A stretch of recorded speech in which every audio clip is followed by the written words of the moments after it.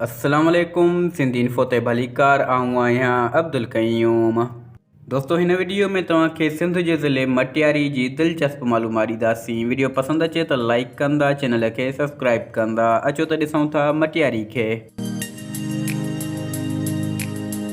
मटियारी ते नालो मटियारी कीअं पियो? शहदादपुर वेझो हिकु ॻोठु हूंदो हो जंहिंजो नालो मतालो हो। उते कुझु सैयद रहंदा हुआ जेके बाद में लॾे हिन जॻह ते आया। पोइ हितां जा माण्हू उन सैयदनि खे मतालो जा माण्हू या मुतलवी चवंदा हुआ, जंहिं करे हिन जॻह खे बि नालो मुतलवी सॾियो वियो, जेको बाद में फिरी मटियारी थी वियो। जंहिं करे मटियारी खे सैयदनि जी सरज़मीन बि सॾियो वञे थो। मटियारी खे 2005 में हैदराबाद खां अलॻि करे ज़िले जो दर्जो ॾिनो वियो। ज़िले जो सदर मक़ाम मटियारी शहर आहे। मटियारी ज़िले जा 3 तालुका आहिनि: मटियारी, हाला ऐं न्यू सईदाबाद।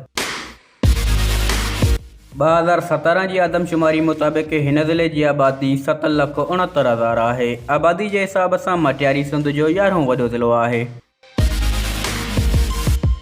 मटियारी ज़िले जा 85% माण्हू ॿाराड़ी में रहनि था, जॾहिं त फ़क़ति 15% माण्हू शहरनि में रहनि था। मटियारी जी मईशत जो दारोमदार ज़राइत ते आहे। हितां जी ज़मीन बहितरीन आहे, तक़रीबन हर फ़सल थी वञे थो। मटियारी हैदराबाद खां सिर्फ़ु 25 किलोमीटर जे फ़ासिले ते आहे, जंहिं करे मटियारी जे माण्हुनि जी ज़रूरत मूजिबि हैदराबाद अचु वञु घणी थींदी आहे। दोस्तों सिंधी कल्चर में मटियारी ज़िले जो अहम किरदारु आहे। हितां जा अजरक पूरी सिंध में पसंदि कया वञनि था। मटियारी ज़िले जे तालुके सईदाबाद जी सिंधी टोपी मशहूरु आहे, जॾहिं त तालुके हाला जा हैंडीक्राफ्ट पूरे पाकिस्तान में मशहूरु आहिनि।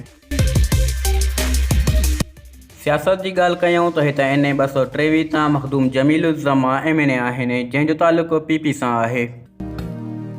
PS 58 तां मखदूम महबूब ज़मा MPA आहिनि। PS 59 तां मखदूम रफ़ीक ज़मा MPA आहिनि। इन ॿिन्ही जो तालुक़ु बि PP सां आहे। दोस्तों सैर ऐं तफ़रीह जी ॻाल्हि कजे त मटियारी जूं मशहूरु जायूं ही आहिनि। हिते तव्हां शाह अब्दुल लतीफ़ भिटाई जी मज़ार ॾिसी सघो था। भिटशाह में तव्हां कल्चरल म्यूज़ियम ॾिसी सघो था। म्यूज़ियम कहिड़ो बि हुजे ज़रूरु ॾिसणु घुरिजे। इन में असांखे का न का सम्झाणी ऐं घणो कुझु सिखण लाइ मिली वेंदो आहे। मटियारी जी तारीख़ी मस्जिद जामा मस्जिद मटियारी बि मशहूरु आहे। चयो वञे थो त हीअ मस्जिद तक़रीबन 500 साल पुराणी आहे। हज़रत मखदूम नूह जी मज़ार बि मटियारी में ॾिसी सघिजे थी। दोस्तों मटियारी जो आइसक्रीम बि मशहूरु आहे। जॾहिं मटियारी चकर लॻायो ट्राई ज़रूरु कजो।